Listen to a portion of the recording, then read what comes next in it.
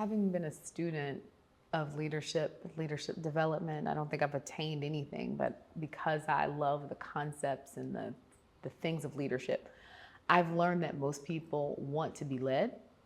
There are very few people who want to drive, and drive in a way that is not self-seeking, but mission-driven for the betterment of people. And the reality is, if you're not driving, you're getting drugged by something. And so for me, I believe that I've been equipped, I've been blessed, I've been assigned to the space of leadership to help people drive in the right direction.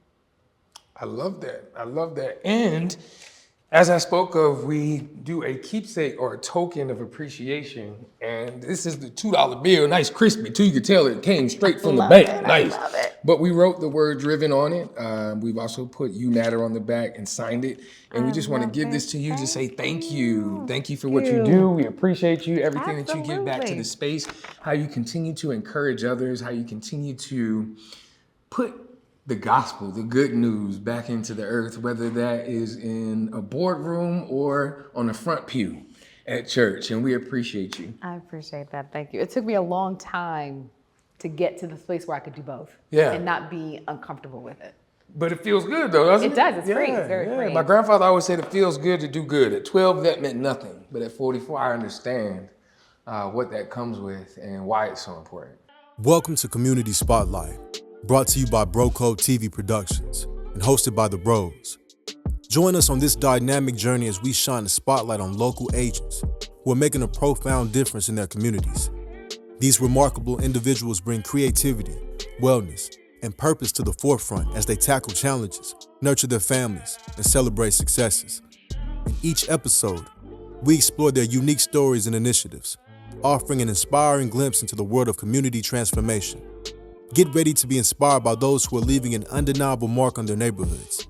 You right there. We want you to enjoy the show, but before you do that, hit that subscribe button. And look, we got so much dope content going on around here on the Bro Code Show. Hit that notification button too, baby, so that way when it drops, you'll know. Enjoy the show. Peace. This show is sponsored by Basics, the branding experts who bring your vision to life. For over 30 years, Basics has delivered top quality screen printing, embroidery, and custom branding solutions. Whether it's corporate merch, team gear, or event swag, they've got you covered. We're proud to partner with a company that believes in quality and excellence just like we do. Visit wearebasics.com. Call 919-833-3851 or stop by 414 DuPont Circle, O'Reilly, NC. Your brand, our business. Welcome back to the Bro Code Show Community Spotlight. As we continue our 3-part series for Women's History Month, we're highlighting Black women in tech and breaking barriers, leading boldly and challenging the status quo. This is part 3 of the series, sitting down with Miss Natalie Parker. She is the queen of strategy and getting all organizations right, from IT to information to organizational structure. She does it all. From corporate boardrooms to classrooms, she does it all. Welcome, Miss Natalie Parker. What's happening, Miss Parker? How you doing? Hey, Jordan. Thanks. Hey, Miss Parker. I had to do it. I'm sorry. My bad. I had to do it. I love the movie Friday. I couldn't wait. Like, that was in my back pocket. You doing all right this morning? I am. Afternoon, whatever it is. I am. Thank you for having me. Well, thank you for being on the show. You know, we're all about having courageous conversations, and we love the work that you're doing. And we want to take this time to highlight and spotlight that work. I appreciate that. I'm very humble. Before we get into the conversation, we want to have a little bit of fun. Is that cool? You got it. All right, cool. So if your career had a theme song, what would it be? And if you want to act it out, I ain't mad at you, but go ahead. Theme song. Oh my gosh. It would, I'm from the Philadelphia area. It would probably be Rocky. Really? Yeah. So think about it, right? So he gets beat down a whole bunch. He does. And eventually he levels up. Right? And if you've ever been to the art museum in Philly. I have ran those steps. Ever done those steps? Yes. First you'll hate your life. Yes. And then your thighs will burn, but when you do it, it's done and you've achieved something. I think of my career like that. Like I've had my fair share of learning experience that have not been always positive, but I've learned.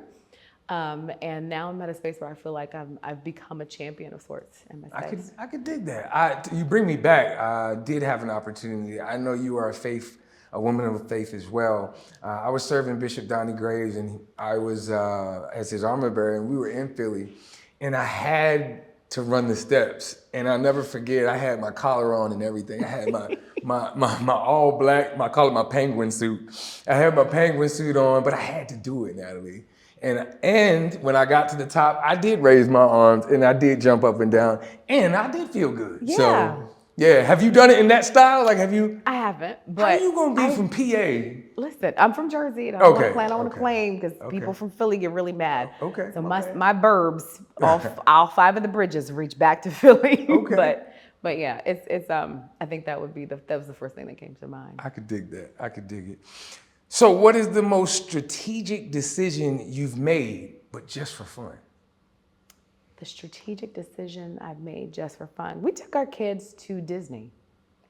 We took our kids to Disney last year, and it was one of those things where year 2 of the business, and I told my husband, I was like, I think we should do this. They're at the great age. They're 9 and 6, and we planned the whole thing out. And he was like, Leah, let's do it. And I thought, like, I don't know, if you come from a place where your parents had to struggle and then you get to make a decision like that, in fairly short time, it feels almost irresponsible. Yeah. But we've committed to, a guy named Greg said this to me once when I was very young in my career. He said, you'll want to buy things, you'll want to buy all the expensive things, but whatever you can do what you can to make memories. Yeah. And so we make it a point every year to make multiple memories with our kids so that they know.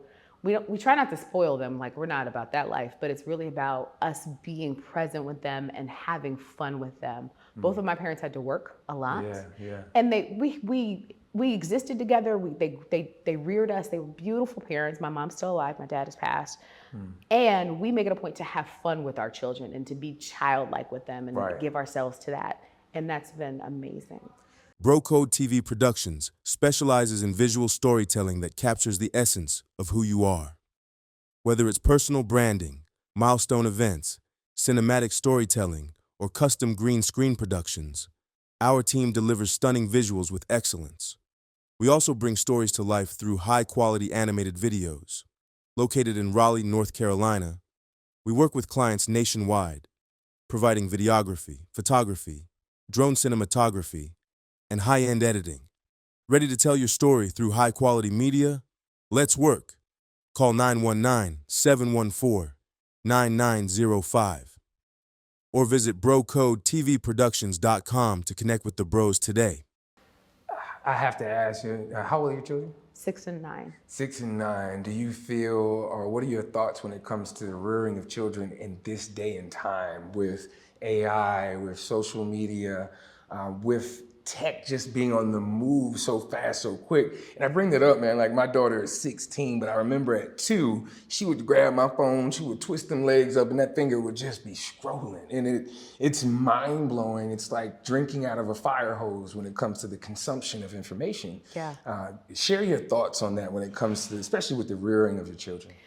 Charles Dickens has a quote. He says, it's the best of times and it's the worst of times.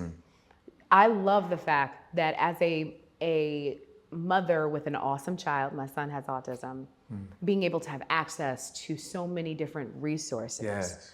It's a beautiful thing to be able to connect to communities who understand and have been through what I've been through. And for him, it's good because he's able to explore in ways that I can't necessarily give him immediately, and he's not exposed to the overstimulation of being around other people. At the same token, I think my husband bought him his first tablet when he was 2, and we had a real big tension about that. I was like, bro, Really? I'm not for it. Yeah. Just because I think the fundamental things that you learn before your brain solidifies, if you will, like reading and having quiet time and the creative space, there's something that I believe we are potentially robbing our children of their creativity in some ways. But on the flip side, my daughter and I play Minecraft. Right. And so it's an interesting thing. I try to engage myself when they're doing it. So my daughter and I, we have all of the games. We have PlayStation, we have Netflix, we have the Switch, we have all of those things. And I play with them. I go hard in the video games. But I do think that it's as a parent, it's hard. Yeah. So my 6-year-old was playing something on Roblox, which I still don't know if I like yet, but she was doing something. She was like, murder, murder, murder. I'm like, what are you talking about? Right. Ma'am. And she's like, what? I was like, and I look at the character and it's holding a knife. And she's like, it's murder mystery and I'm the murderer. And I'm like, why is this a game for children? And we had set the age limits and they were still able to play that. And so it's interesting because as a parent with 2 children and you need space, it's good to be like, here, take your tablet, give mommy and daddy a chance to talk at the table. But we're all now practicing to be intentional about, nope, when you get in the car, you can't have my phone, you can't have stuff. You don't talk to me about your day.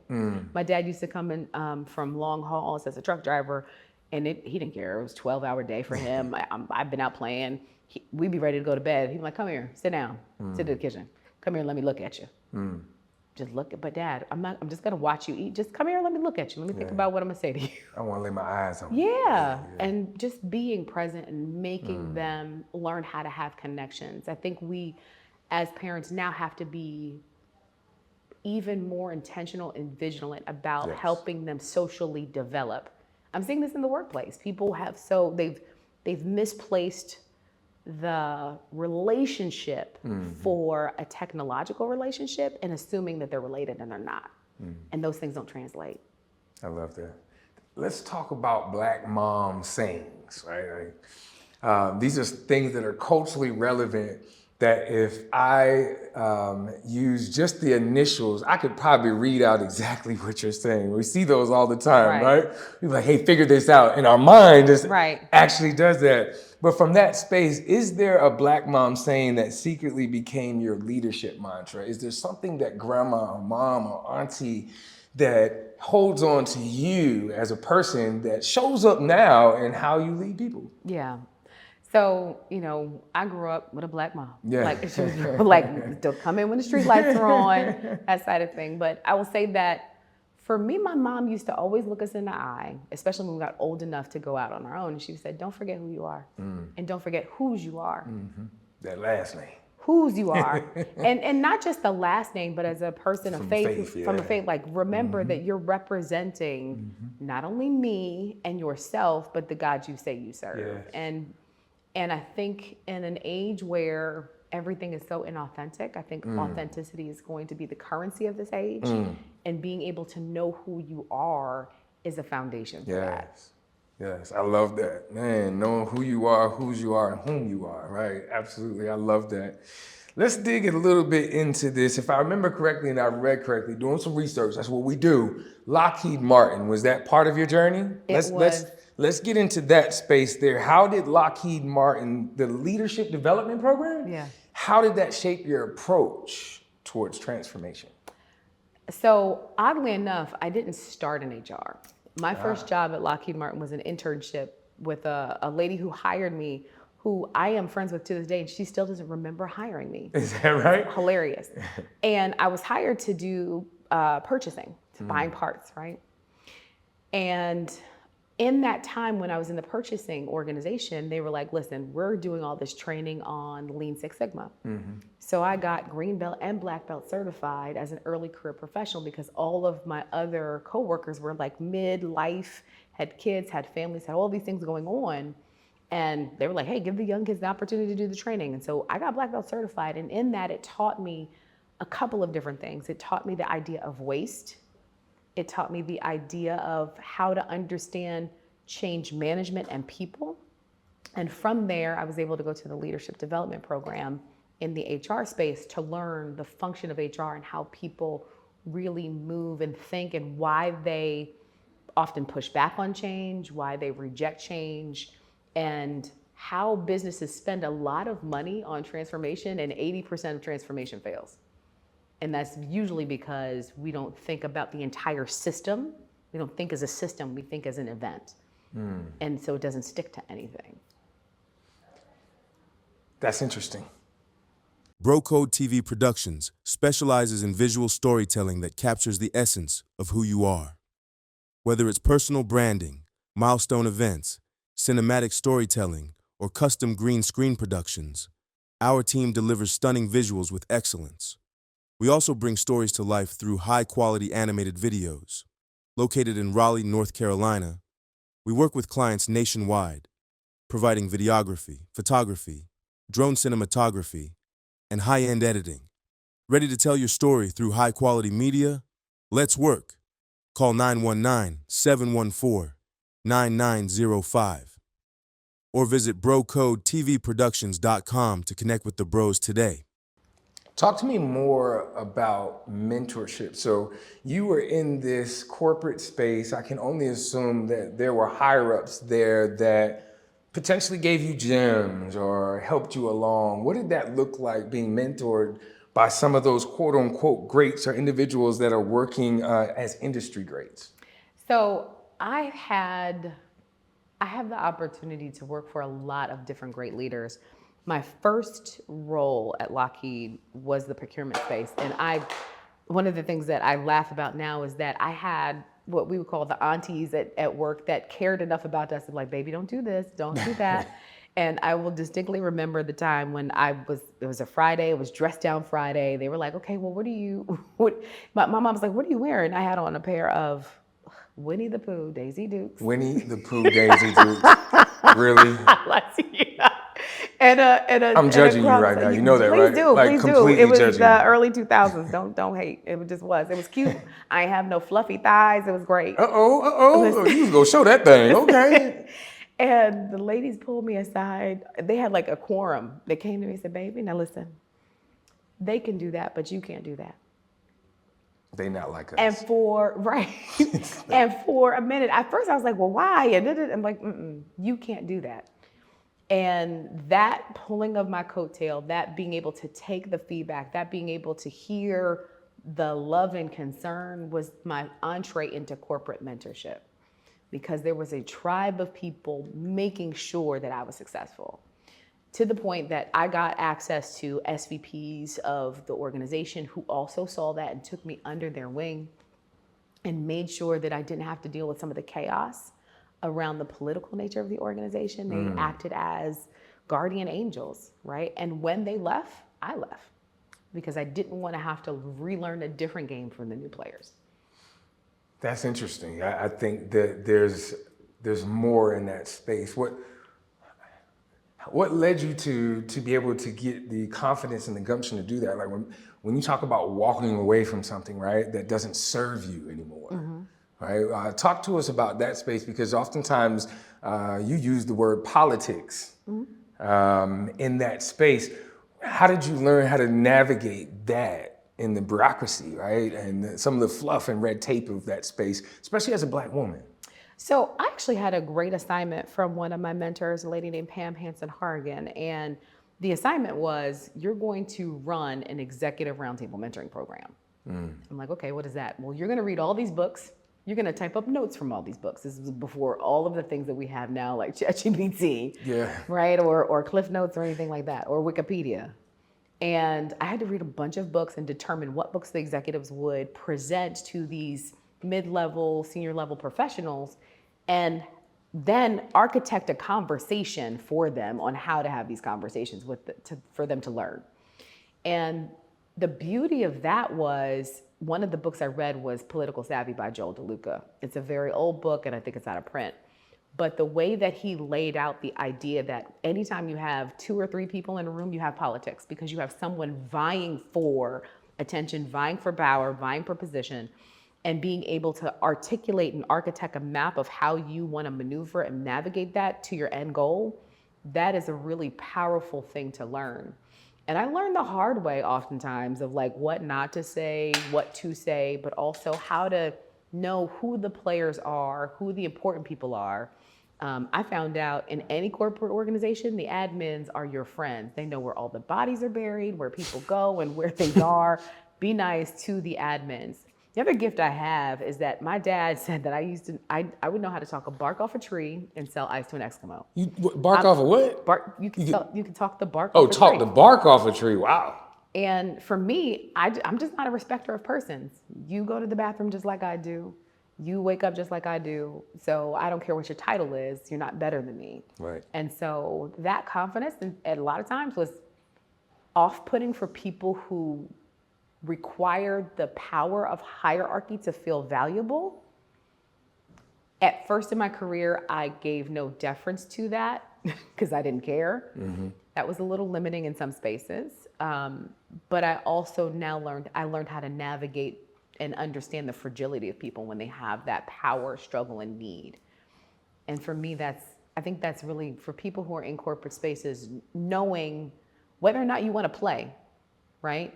Because whether or not you want to play doesn't make it apolitical. It's always going to be political. 2, how do you align yourself in a way that's not us or them? It's about the goal you're trying to make. Right. It's not us or them. It's what is the end goal and how do you get there? And 3, how do you make sure you bring the right people to the table to make the decisions you need? When I was trying to get into HR, my mentor said to me, hey, listen, when you need me, call me. I'm like, sir, well, don't say that if you don't mean it. And I called him because I had talked to 3 or 4 of us in HR, and they all looked at me and said, well, I'm not sure what I'm supposed to do with you because you don't have a degree in HR. I'm like, okay. And so I called him and said, listen, I'm having a hard time. And the thing he said to me was like, listen, when it comes to your problems, don't talk to people who can't help you. Don't talk to people who can't help you. When it comes to your problems, don't worry yourself with people who can't aid in helping you solve the problem. That's right. And a lot of times we spend time ruminating and gossiping and letting off steam to people who are still staying in the same place. Who can help you fix your problem? Who encourages the lion? That Indeed. I love that. We're going to take a slight break. When we come back, I want to talk a little about working with Amtrak. You got it. Yeah, and get into that space, talk about wellness, global organization transformation, and that near-death experience, that wake-up call that you had.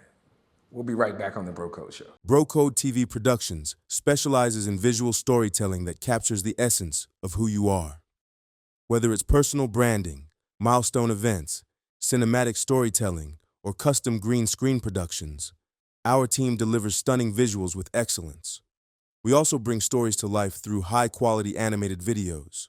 Located in Raleigh, North Carolina, we work with clients nationwide, providing videography, photography, drone cinematography, and high-end editing. Ready to tell your story through high-quality media? Let's work. Call 919-714-9905 or visit BroCodeTVProductions.com to connect with the bros today. We are back on The Bro Code Show with Natalie Parker. We are talking all things tech, entrepreneurship, leadership, strategy, and Daisy Dukes. I had to, Natalie. I'm sorry. God, you told me about them rude. Pooh Bear and Daisy Dukes. I'm never gonna let you live that one down. For shame. I want a picture too, so we can put it up here. I'm not playing. promise. So, nonetheless, before the break, we were talking about leadership and the roles that you've had with Lockheed Martin. Now we're transitioning into Amtrak. If I read correctly, you weren't there long, but you left them with an implementation of strategy that was second to none. Talk to us a little bit more about that experience and stage of life. Sure. So one of the core reasons why I left Lockheed, there were 2 reasons. One is I left because most of my mentors had left and they wanted to put me in a business partner role. They wanted, I was a manager of business partners, and through a series of events that, read the book one day about being passed over for some Caucasoid young man that, was not as What skilled. type of young man? Caucasoid. Oh my. But nevertheless, I was looking around and said, hey, listen, I really want to do this organizational development thing. One, I had got my degree in it. I just got my master's from George Washington. And my dad had recently passed and there was a lot going on. I said, you know what? You guys don't want to give me the role. You say I'm high potential and, you revere me, but you want to keep moving me around and not giving me the job I want and the experiences I want. I'm out. So I took a buyout and thinking I was going to start my entrepreneurship journey. And 2 weeks later, I got a headhunter that called me and said, hey, we have a job. Can you start next week? Okay. And so I started, Amtrak was starting its journey onto talent management and organizational effectiveness. And in that time, with a team of beautiful people, we worked out of Union Station in DC, and we did a lot of dope stuff. We created a competency model for them. I led the charge in architecture of the succession planning and the performance management process. And it was in the implementation of Success Factors, which is one of the HR platforms. And it just was a great experience because I was able to work inside the business and hear from a business partner perspective the needs, but also from a function of like, here's how you do it and marry the two, and not just shoving down a solution. Right. And that experience, the chief HR officer said, hey, listen, the C-suite loves you. We've got 3 leaders who want you to be their business partner. Do you want to be a business partner? And I was like, no. And then he showed me the number. I was like, maybe. So I was like, okay. And it just so happened it was the year I was getting married. So I took the job after like 6 months of them like, come on, we really want you to do this. And the guy who hired me into the business partner job, like 3 months later, he took another job. And I got a new leader. And that was trash. But all these things were happening. I ended up getting married. And very soon after our marriage, we got pregnant with our son. And we had agreed that, we were going to leave the area and go be with our moms. But the time at Amtrak was amazing for a couple of different reasons. One is, as interesting and maybe as slow as the trains can be in America, the system itself is actually quite fascinating. The people are fascinating, and they are the people that worked in the IT part, which is one of the functions I serve, both the sales side and the sales team that did all of the sales product management, which is really cool.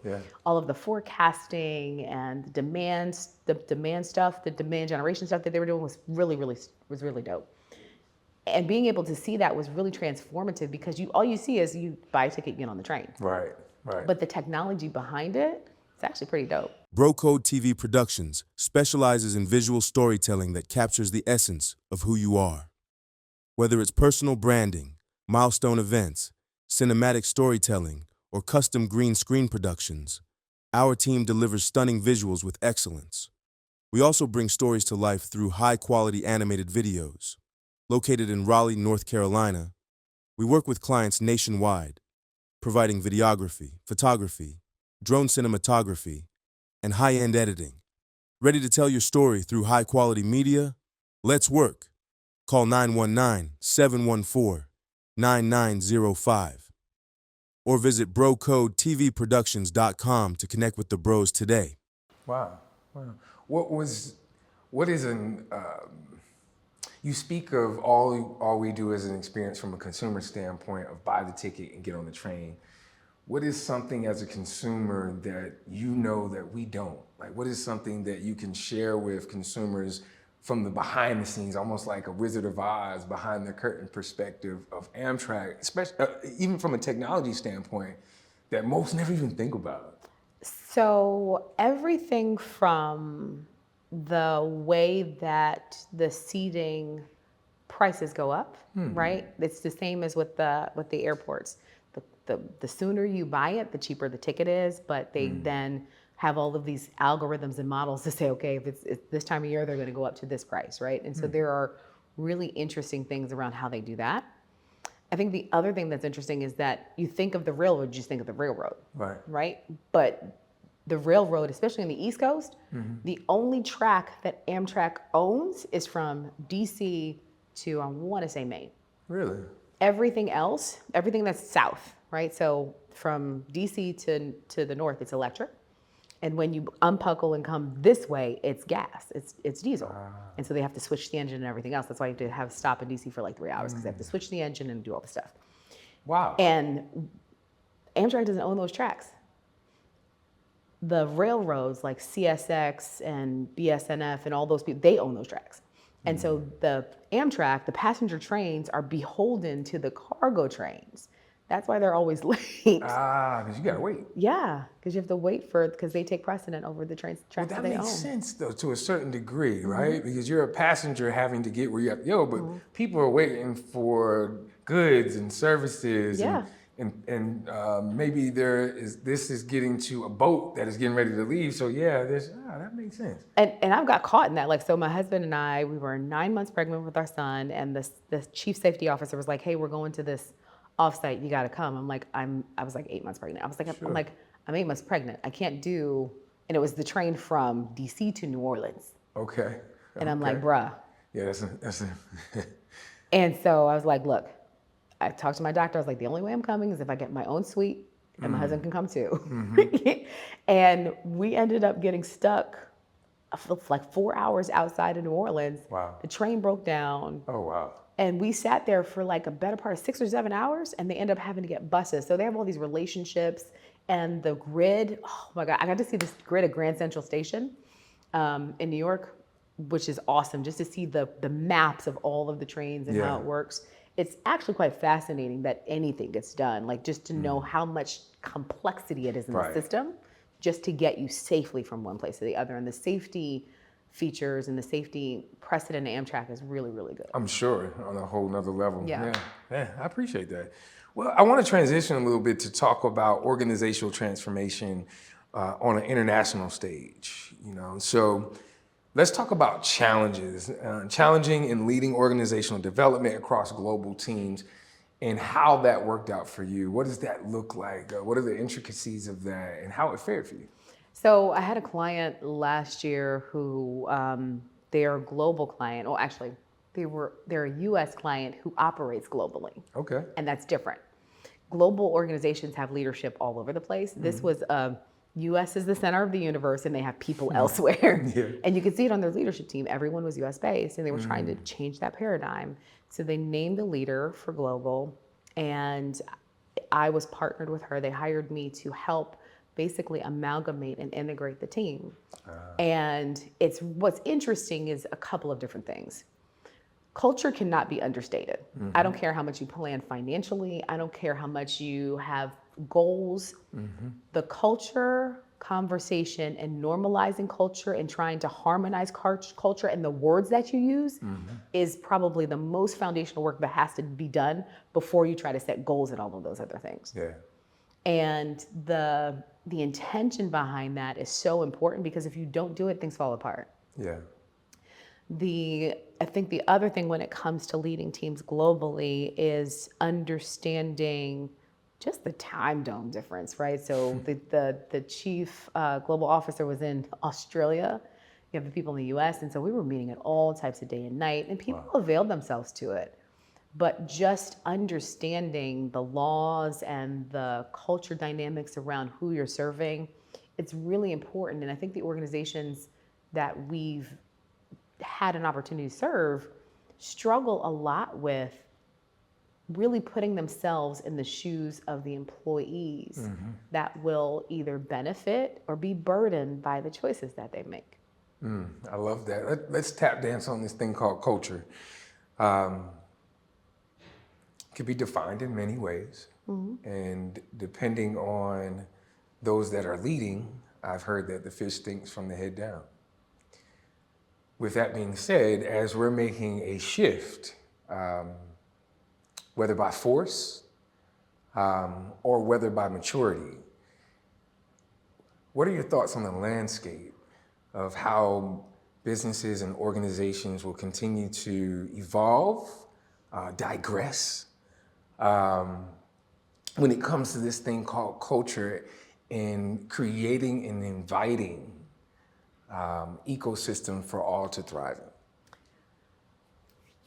Do you have like 3 hours? Not 3, No. let get the people what they want. So here's the deal. The current context is such a dramatic situation that, aside from the multi-generational workforce that we have, aside from the economic situations that we have, what we have now is people having to decide what they value. And that was interesting that companies like, oh, we're shifting our values. I don't know that your values change. I don't know that your values should change. What you value, what you chiefly value, I don't know that that should change. Your tactics can change, your approach to it can change, but your values, I'm skeptical of that.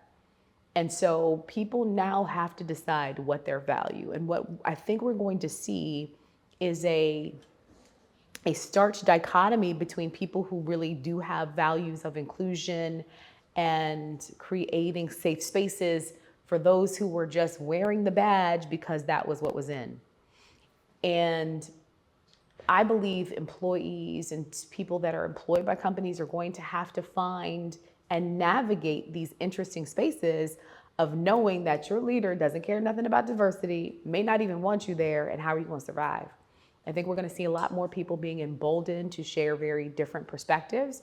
And the best people will survive by being able to ask really curious questions to get to people's intentions and disarm them in a way that allows them to show like, hey, if you really care, let's talk about the issue at hand, not about all of these ancillary things.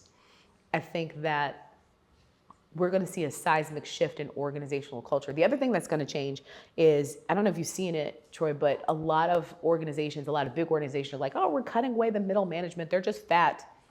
Well, what's crazy is, Gallup has said most people leave managers. What's also crazy is that most managers say that they're stressed out. What's also crazy is most millennials and alphas don't want to be managers.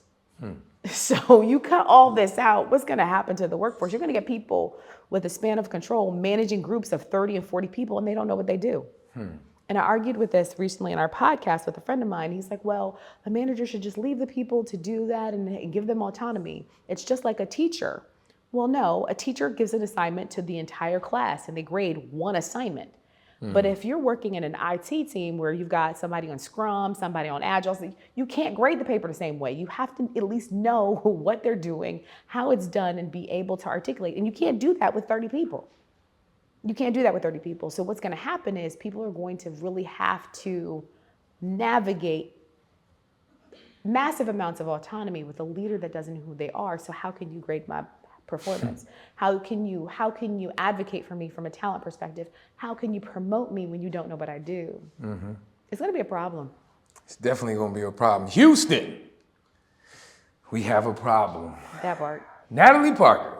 Yes, sir. I've once heard that sometimes we need a checkup from the neck up. And life has a way of humbling you down. I think that was Anthony Hamilton. I heard and I read back in 2021, you had a life-altering experience, something that changed your life and altered your life forever. Talk to me more about that. Bro Code TV Productions specializes in visual storytelling that captures the essence of who you are. Whether it's personal branding, milestone events, cinematic storytelling, or custom green screen productions, our team delivers stunning visuals with excellence. We also bring stories to life through high-quality animated videos. Located in Raleigh, North Carolina, we work with clients nationwide, providing videography, photography, drone cinematography, and high-end editing. Ready to tell your story through high-quality media? Let's work.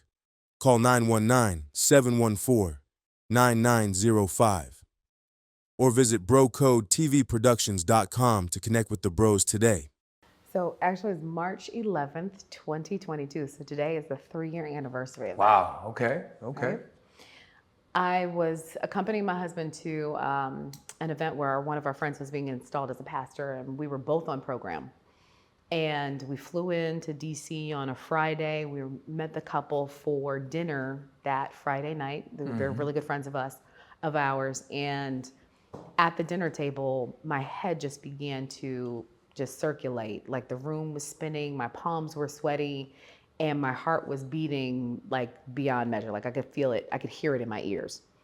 And I was really short of breath, and I told my husband, like, I think something's wrong. He was like, are you okay? I was like, I don't know. And I tried to let it pass. Everybody's eating and having a good time. I didn't want to ruin the moment. And I could just hear like something's wrong. I said, I need to go to the hospital. And he's like, are you sure? I was like, I'm telling you, I need to go to the hospital. So we gently got up, got me into the car, and drove me to the Fort Washington hospital. I got there, and the emergency room wasn't full, but it wasn't empty. But when they took my blood pressure, they immediately took me back and laid me on a gurney. And within minutes, the ER doctor was like, we're so glad you're here. And I thought, like, that's weird. I'd like somebody to say that to me at Disney World, but not at the ER, right? So it was just really strange. I'm like, what's going on? And they kept going back and forth and, you know, taking notes and taking all of these different metrics and blood and all this other stuff. And come to find out, that was about 10 o'clock when I got admitted. So about 1 o'clock, they're like, listen, hemoglobin's important. And normal hemoglobin for a woman is about 14 to 15.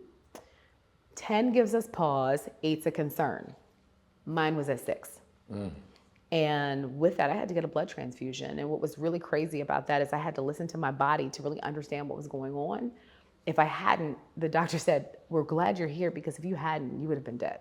Wow. And it just jarred me. It took the wind out of my sails. I had just had my daughter 2 years before, and didn't know what to do. And so I said, okay, what's going to happen?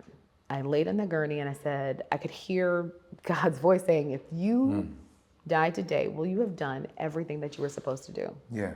And the answer was no. And, after I got over the guilt and the shame and the fear of it, it was like, okay, now what you gonna do?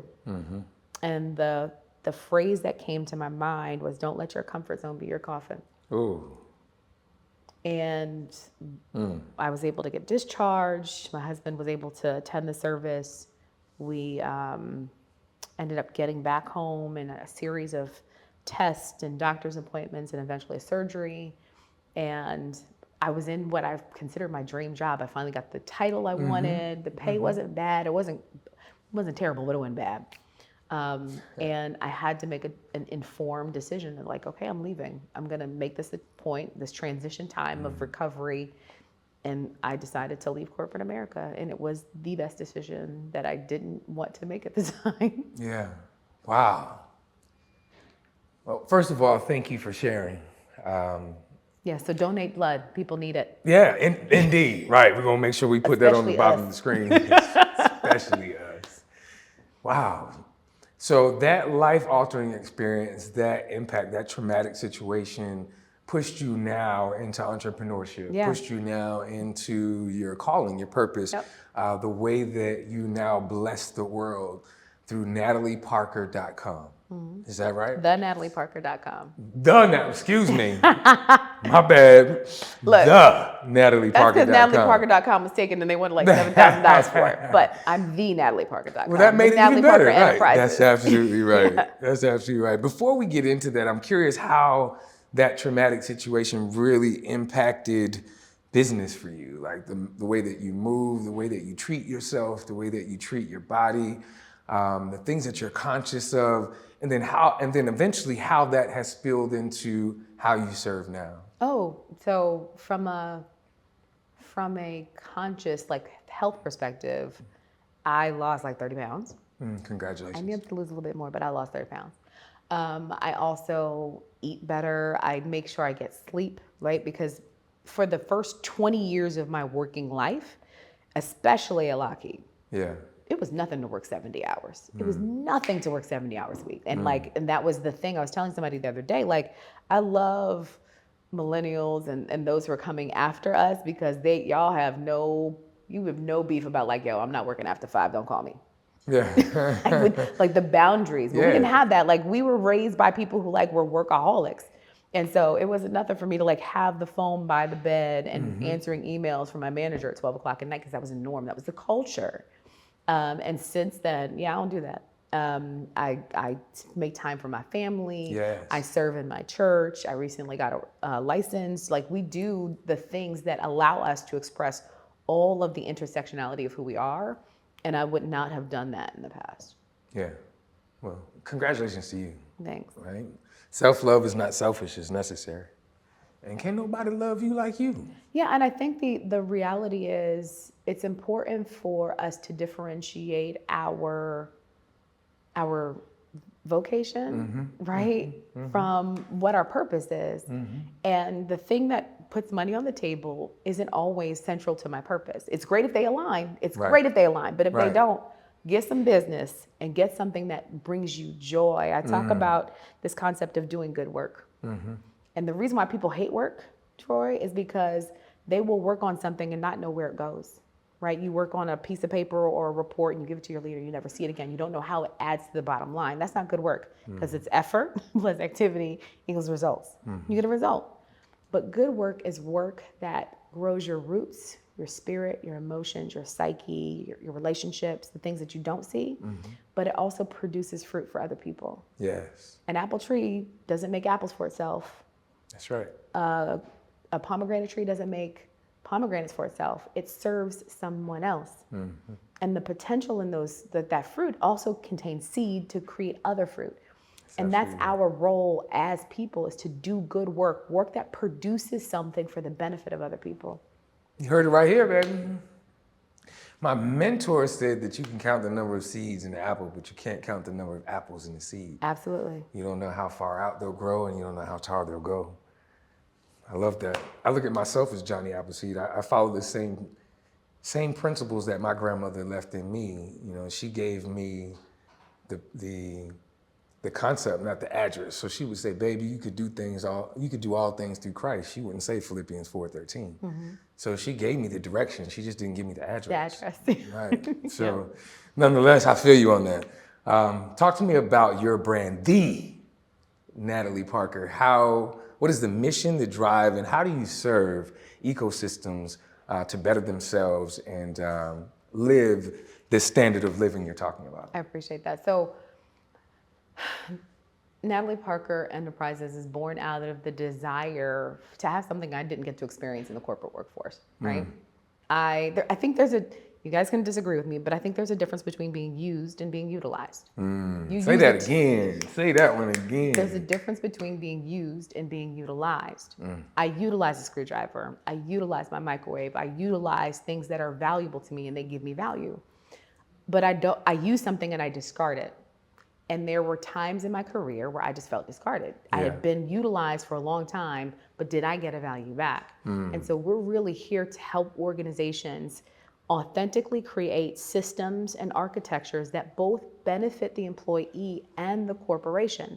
I don't think those things have to be mutually exclusive. We don't have to check out our soul to come to work. I just don't think we have to do that. And yes, there will be times when you have to do grunt work and repetitive things that you don't want to do, but I think that there's a better way for us to realize how people, like when's the last time you had somebody ask you, what's your purpose? Like really dig in and say, yes, you have this job, but what's the purpose? What's the thing you want to achieve? When you get ready to close your eyes, what do you want the reflection of your life to be? And think in a large scale as you do this job so that we can help you get closer to that, even if it's incrementally. When I was managing my last team before I quit corporate, I told my team that my job was to make their resumes look sexy, to get you prepared for the next thing. Yes, we have to do this work, but I'm gonna make sure you have experiences that are foundational, that are so pivotal that it's going to land you this next big thing. And when they all got laid off, they all got jobs within 4 weeks because I made it a point to make sure I enrich them. And much of the corporate culture that's broken is that we don't put sources and structures around the fact that managers must develop talent. A manager's their goal plan will have all of these tactics and metrics and numbers and financials, but I have yet to see a company that actively says, you need to develop this many people, you need to promote this many people, or at least try to. And so we need to create systems to make organizations healthy by having mutual accountability for both the business goals and employee growth. Bro Code TV Productions specializes in visual storytelling that captures the essence of who you are. Whether it's personal branding, milestone events, cinematic storytelling, or custom green screen productions, our team delivers stunning visuals with excellence. We also bring stories to life through high-quality animated videos. Located in Raleigh, North Carolina, we work with clients nationwide, providing videography, photography, drone cinematography, and high-end editing. Ready to tell your story through high-quality media? Let's work. Call 919-714-9905 or visit brocodetvproductions.com to connect with the bros today. Talk to me a little bit more about the next level for Natalie Parker, the NatalieParker.com, with the evolution of business, how it's moving, especially how it's moving with AI. What are the next services? What are the next to comes? What is the next level for your business? So what we are finding is that folks are using AI in the talent management space to try to predict readiness for next roles. And I can tell you that most HR systems have really bad data in it. And so they have bad data because they have bad discipline. I just got off the phone with one of my clients on the way here, and we're architecting their performance management system. And they said, hey, we want you to help us with both the system and the documentation in the system. And I said, okay, well, let's talk about the communication plan. And I created a communication cadence that communicated once a month to the team, like to the HR team, and say, once a month, this is our focus, send it to your managers. Just once a month. This is the message for the month. And the feedback I got from this very large organization was that HR leaders feel like that's too much communication. Wow. Because people are too busy to do performance management, to make the products that get you money. I don't understand it. And so for me, I think we have to do things that help create habits using the technology to help people reinforce the behavior that you want. We focus so much on the results that we don't realize that the behavior is what gets you the results. If you want to lose weight, you have to behave in a way that makes you want to lose weight.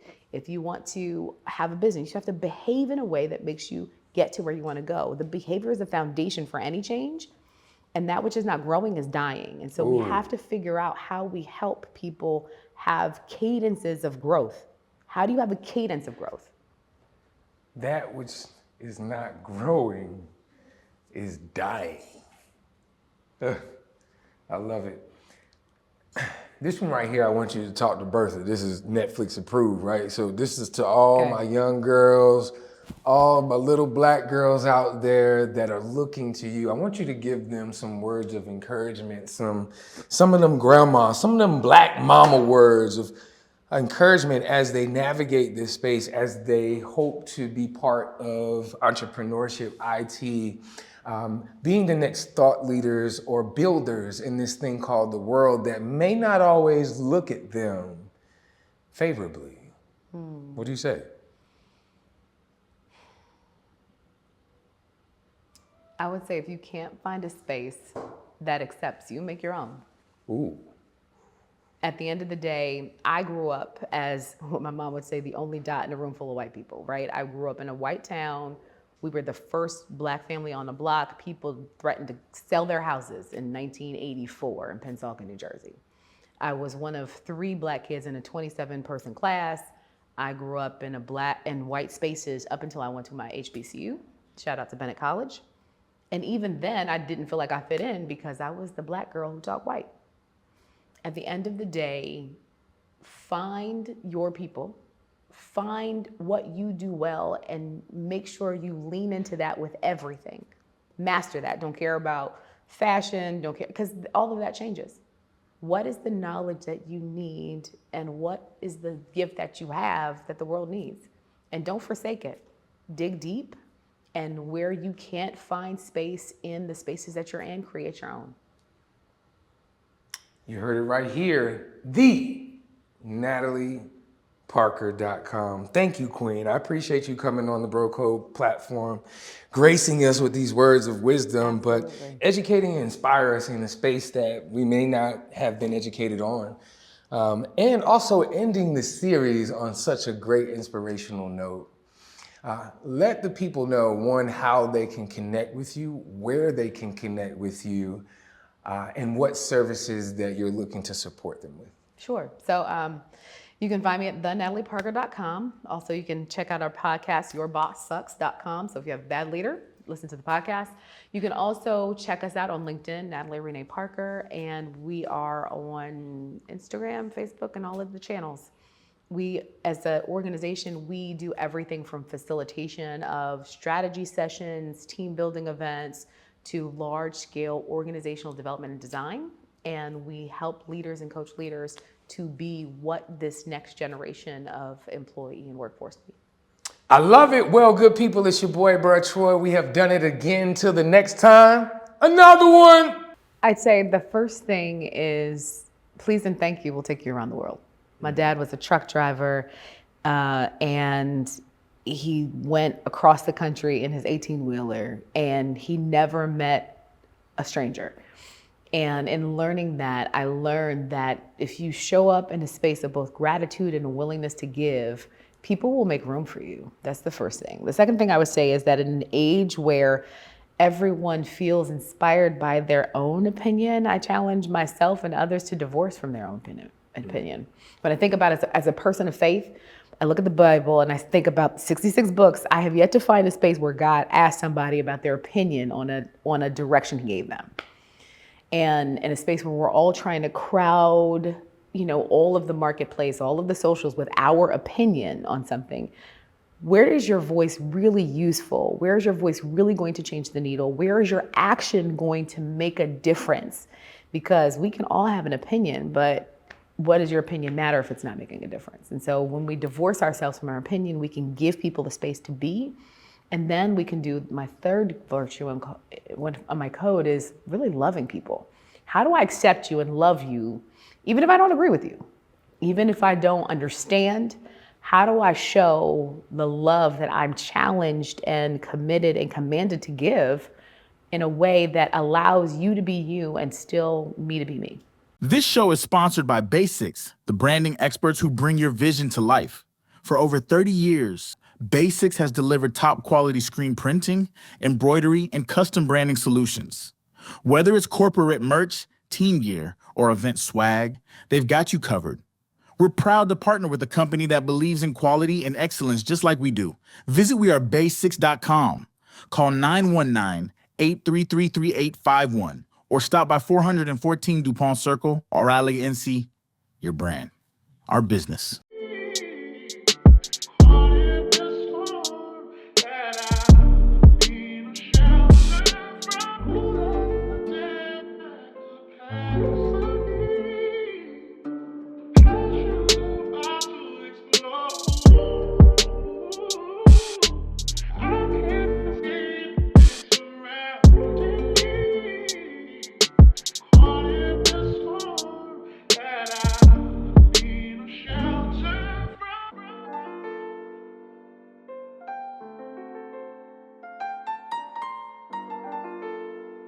I have a big brother. He's 5 years older than me. And one of the things that I love about having a big brother is I get taken care of.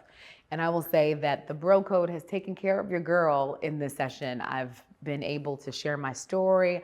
I feel comfortable. We got food. And just be able to rap and to share my experience. I'm really honored to have been here. And I encourage anybody, if you've got something to say, something that people need to hear, because I believe all of us do, you should check out the Bro Code.